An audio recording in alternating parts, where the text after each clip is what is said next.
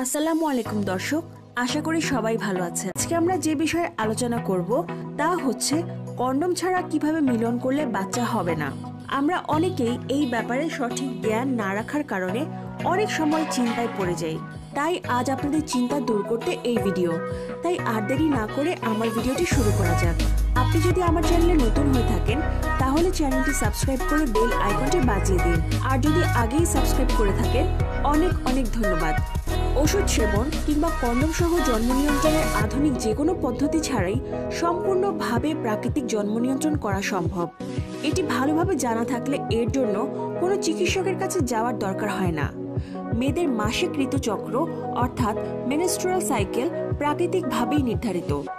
এতে এমন কিছু দিন আছে যা নিরাপদ দিবস বা সেফ পিরিয়ড হিসেবে ধরা হয়।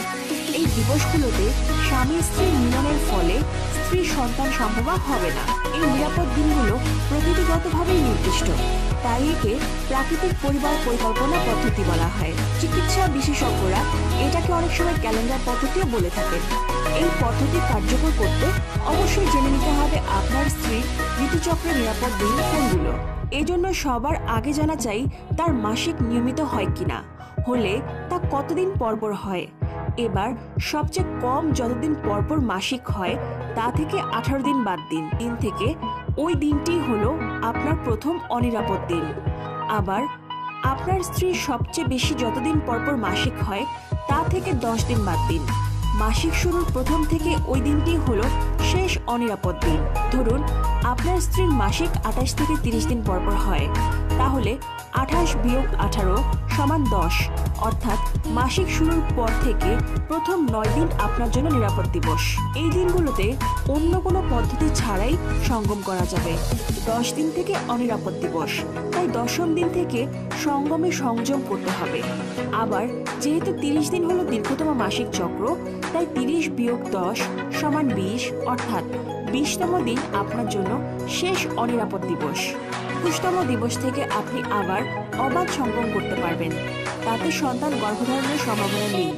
তবে এই উদাহরণে শুধু 10ম থেকে 20তম দিন পর্যন্ত আপনি অবাধ সঙ্গম করলে আপনার স্ত্রী গর্ভধারণ করার সম্ভাবনা আছে। উপরে যেভাবে বলা হয়েছে তাতে অনেকের কাছে জটিল মনে হতে পারে, তবে হিসাবের জন্য খুব সহজ পদ্ধতি হলো মাসিক শুরুর পর প্রথম 7 দিন আর মাসিক শুরুর আগের 7 দিন অবাধ সঙ্গম করা নিরাপদ। মানে এই সময় মিলন করলে সন্তান গর্ভে আসার সম্ভাবনা নেই। জেনে রাখা ভালো, অনিয়মিত মাসিক হওয়ার ক্ষেত্রে এই পদ্ধতি কার্যকর নয়। এছাড়া প্রাকৃতিক জন্ম নিয়ন্ত্রণ 80% নিরাপদ, বা এর সাফল্যের হার 80%। সাধারণত মাসিকের হিসেবে গণ্ডগোল করে ফেলা, অনিরাপদ দিবসীয় মিলনের সুযোগ নেওয়া বা ঝুঁকি নেওয়া, অনিয়মিত মাসিক হওয়া ইত্যাদি কারণে এই পদ্ধতি ব্যর্থ হতে পারে। তাই সঠিক হিসেব জেনে নেবার জন্য প্রথমবার চিকিৎসকের শরণাপন্ন হওয়াই বুদ্ধিমানের কাজ হবে। কিছু পুরুষের শুক্রাণুর আয়ু বেশি হওয়ায় তারা এটা সফল নাও হতে পারেন। সেক্ষেত্রে অনিরাপদ দিবস 2 দিন বাড়িয়ে নেবার প্রয়োজন হতে পারে। অনেকে এটাকে প্রোগ্রামড যৌন মিলন বলে। একে ঝামেলাপূর্ণ মনে করেন, কিন্তু একবার এতে অভ্যস্ত হয়ে গেলে এটা বেশ সহজ, আরামদায়ক এবং পার্শ্ব প্রতিক্রিয়াহীন। তো বন্ধুরা, জানলেন তো কিভাবে আপনাদের সমস্যা দূর করবেন। আশা করি আমাদের ভিডিওটি আপনার ভালো লেগেছে। আমাদের চ্যানেলে প্রতিদিন বিভিন্ন বাংলা হেলথ বিষয়ে ভিডিও আপলোড করা হয়, তাই সবার আগে ভিডিও পাওয়ার জন্য ভিডিওটিতে লাইক দিয়ে আমাদের সাথেই থাকুন। আজকের ভিডিও এই পর্যন্ত।